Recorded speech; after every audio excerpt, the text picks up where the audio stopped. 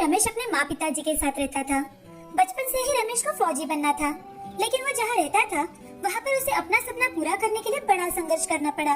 वो जल्दी ही एक फौजी बना। अपने काम की शुरुआत करने से पहले ही उसके माँ पिताजी ने उसकी शादी करवा दी। अब वो अपनी पत्नी शीला, माँ मेघा और पिता भालचंद्र के साथ शहर में रहने आ गया था। शादी के कुछ ही दिनों बाद जब शीला पेट से थी तभी रमेश की पोस्टिंग बॉर्डर पर हुई। अब रमेश अपनी पत्नी शीला का हाथ अपने हाथों में लिए उससे, शीला, मुझे कल सुबह ही निकलना होगा। मैं देश की सेवा करने जा रहा हूँ और तुम्हें यहाँ अपने साथ साथ मेरी माँ और पिताजी की भी सेवा करनी होगी। अपने साथ उनका भी ख्याल रखना होगा। आप यहाँ की बिल्कुल चिंता मत करना। देश की सेवा करने जा रहे हैं तो यहाँ की सारी चिंताएं यही छोड़ जाइए और देश की सेवा पूरे मन से कीजिए। शीला की बातें सुनकर रमेश को अच्छा लगता है। अब दूसरे दिन सुबह ही रमेश अपने माँ पिताजी का आशीष लेकर और अपनी पत्नी को बाय करते हुए घर से देश की सेवा करने के लिए निकल पड़ता है। कुछ महीने बीत जाते हैं। अब शीला एक प्यारे से बच्चे को जन्म देती है, लेकिन रमेश उसे देखने भी नहीं आ पाता। वो सिर्फ फोटो में ही उसे देखता है, क्योंकि रमेश का काम ही ऐसा था कि वो साल में सिर्फ एक ही बार घर आ पाता था।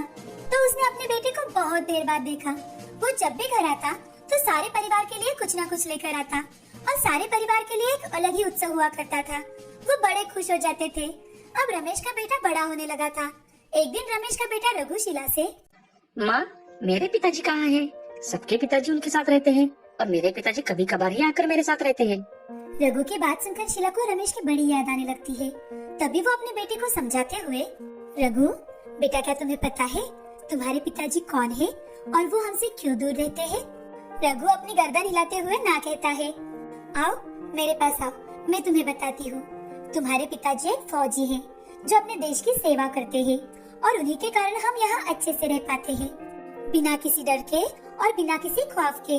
तुम्हारे पिताजी एक शूरवीर इंसान है और अगर देश की सेवा करनी है तो वो हमारे साथ रहकर नहीं कर सकते, समझे? माँ, क्या सच में मेरे पिताजी एक शूर योद्धा है? हाँ बिल्कुल बेटा, इसीलिए तो वो हमें वक्त नहीं दे पाते।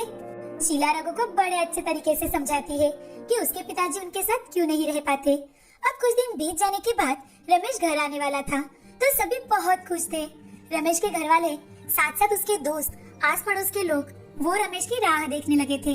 अब रमेश घर पहुंचता है तो उसके घर वालों के लिए तो जैसे दिवाली आ चुकी थी। वो रमेश का ग्रैंड वेलकम करते हैं। उसमें रघु भी मदद करता है। अब जब रमेश घर आता है तो उसे देखकर रघु अपनी माँ के पीछे छुप जाता है। रमेश बड़े प्यार से उसे बुलाता है, रघु, रघु, आओ बेटा, अपने पापा से नहीं मिलोगे? देखो पापा ने क्या क्या खिलौने लाए हैं तुम्हारे लिए। आओ जल्दी मेरे पास आओ बेटा। रघु रमेश के पास जाता है। अब धीरे धीरे करके रघु रमेश के साथ ही रहने लगा था। वो दोनों बहुत मस्ती करते हैं। 2-3 दिन ऐसे ही बीत जाते हैं कि तभी रमेश को फोन आता है और रमेश को अर्जेंटली अपनी पोस्टिंग पर बुलाया जाता है। यह सुनकर रमेश तुरंत ही अपने निकलने का बंदोबस्त कर लेता है। अपने माँ पिताजी से आशीष लेते हुए और अपने बेटे को आशीष देते हुए और अपनी पत्नी से कुछ कहते कहते वहाँ से निकल जाता है। सभी भारी मन से उसे विदा करते हैं। मन में दुख तो था कि जितनी छुट्टी मिली थी उतने दिन रमेश नहीं रह पाए, पर साथ ही खुशी थी कि उनका बेटा देश की सेवा कर रहा है। कुछ दिन ऐसे ही बीत जाते हैं। इस बार जब से राकेश घर से गया था तब से उसका फोन ही नहीं लग रहा था। तो वो हर रोज टीवी पर न्यूज देखते रहते ताकि उनके बेटे का एक बार उन्हें पता चल सके। और कुछ ही दिनों में अचानक से एक दिन मोबाइल की रिंग बजती है। जैसे ही शीला फोन उठाती है तो दूसरी ओर से आवाज आती है, देश की सेवा करते वक्त रमेश जी को वीर गति प्राप्त हो गई है। ये बात सुनते ही शीला के हाथ से मोबाइल फोन नीचे गिर जाता है। तभी रमेश के पिताजी फोन उठाकर बोलने लगते हैं तो वो भी शॉक हो जाते हैं। जब रमेश का बेटा सिर्फ 5 साल का था। अब शीला अपने आप को संभालते हुए अपने सास ससुर को भी संभालती है। रमेश का अंतिम संस्कार बहुत ही बड़े पैमाने में होता है। अब रमेश को गुजरे हुए 1 साल बीत चुका था। अब उसकी पत्नी शीला अपने आप को भी देश की सेवा में झोंक देना चाहती थी। वो अपने ससुर से, बाबा, मैं चाहती हूँ कि जिस काम को रमेश बीच रास्ते में छोड़कर गए हैं उसे पूरा करूँ ताकि उनकी आत्मा को शांति मिल सके। ये बात सुनकर शीला के ससुर बड़े गर्व से शीला से, शीला, आज लग रही हो तुम रमेश की पत्नी। मैं तुम्हें बिल्कुल नहीं रोकूंगा बेटी। तुम्हें जो चाहिए वो तुम सब कर सकती हो। अब शीला अपनी आगे की पढ़ाई शुरू करती है, जो उसने शादी के बाद अपनी जिम्मेदारियों के लिए छोड़ दी थी।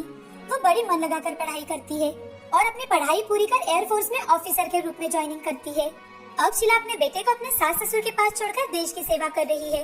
रमेश के घर के सभी लोगों ने अपना जीवन देश के लिए समर्पित किया है और रघु भी बड़ा होकर अपने पिता की तरह इस देश की सेवा करना चाहता है। इस मिट्टी की सेवा करना चाहता है। अपने पिता की तरह एक फौजी बनने का सपना मन में ठाने अपनी पढ़ाई पूरी कर रहा